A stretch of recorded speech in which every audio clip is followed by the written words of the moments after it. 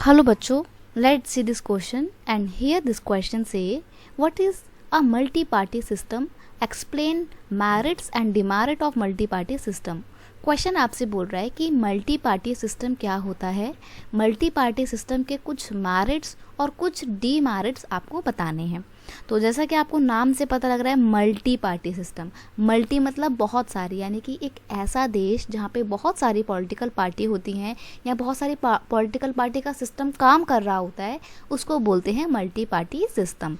It is a system in which more than 2 parties are elected and represented at the public office, यानी कि जनता की समस्याओं को represent करने के लिए बहुत सारे रिप्रेजेंटेटिव होते हैं जो अलग अलग पॉलिटिकल पार्टी से आते हैं, या जनता के पास इलेक्ट करने के लिए बहुत सारे चॉइसेस होते हैं। उस सिस्टम को बोला जाता है मल्टी पार्टी सिस्टम। अब अगर मेरिट की बात करें तो देखो, सबसे पहली बात, लोगों के पास बहुत सारी चॉइस होती हैं। इंडिया इसका एक बहुत अच्छा एग्जाम्पल है, आप लिख सकते हो एग्जाम्पल इंडिया जो है मल्टी पार्टी सिस्टम का बहुत अच्छा एग्जाम्पल है, क्योंकि यहाँ पे बहुत सारी चॉइसेस हैं। आप चाहो तो कांग्रेस को वोट दे सकते हो, बीजेपी को वोट दे सकते हो, कम्युनिस्ट पार्टी को वोट दे सकते हो, समाजवादी पार्टी को वोट दे सकते हो, बहुजन समाज पार्टी को वोट दे सकते हो, एंड सो ऑन।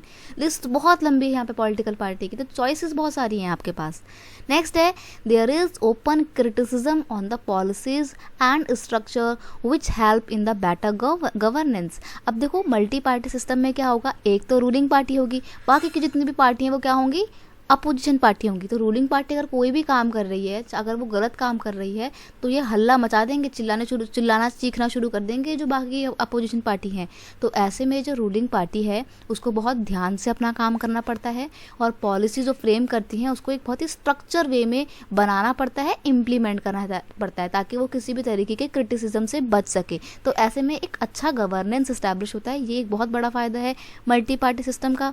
डेमेरिट की बात करें, कमियों की बात करें, तो देखो, in this system party main objective is to win election. अब देखो, बहुत सारी पार्टी हैं, तो इसमें ना जो पॉलिटिकल पार्टी हैं उनका मेन पर्पस क्या होता है कि बस हमें जीतना है, किसी भी तरीके से जीतना है। और फिर वो करते हैं, so it adopt dirty tricks, गंदे तरीके अपना लेते हैं, वो धांधलेबाजी करते हैं, करप्ट तरीकों का या शॉर्टकट्स का इस्तेमाल करके इलेक्शन में जीतने की कोशिश करते हैं।